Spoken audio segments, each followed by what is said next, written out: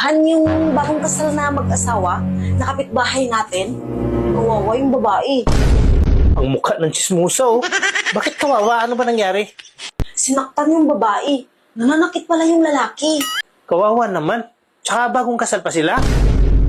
Oo, bagong kasal sila. Pero hindi ko nakita kung paano sinaktan.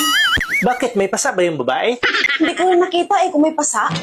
Paano mo nasabi na nakit yung lalaki? Eh, hindi mo naman pala nakita. Pagdaan ko kasi kahapon, narinig ko ang sabi ng babae, huwag mo ipalo-palo sa mukha ko.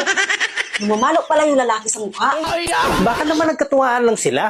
Kasi nga, bagong kasal. Hindi eh. Nananakit talaga yung lalaki. Napaka-chismosa mo talaga. Eh, hindi mo nakita na nananakit yung lalaki. Pagdaan ko kasi dyan, malapit sa bintana nila, ang sabi ng babae, aray, aray, tama na. Aray, aray.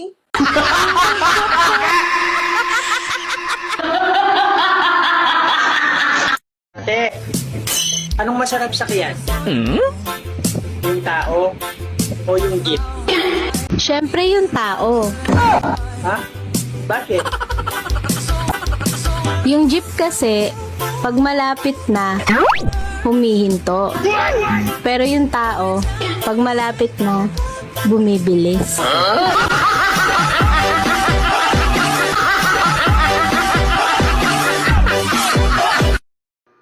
Hoy, nagsumbong sa akin si Kumari. Bakit daw? Napakasumbungira naman ang kumari mo. Sinabi ko na nga sa kanya, huwag maingay eh. Pag umalis daw ako dito sa bahay, pinupuntahan mo daw siya? O, wala namang masama doon kung pinupuntahan ko siya. Anong masama ron? Pinipilit mo daw siya? Andiyan na naman tayo sa kasinungalingan ng kumari mo. Hindi totoo yan. Saka hindi ako namimilit. Nag-send siya sa akin ng picture, kaya hindi ka makapagsinungaling. Ito, oh. Patingin. Pati picture, nagsisinungaling. Wow! Ang tindi mo! Pati picture nagsisinungaling?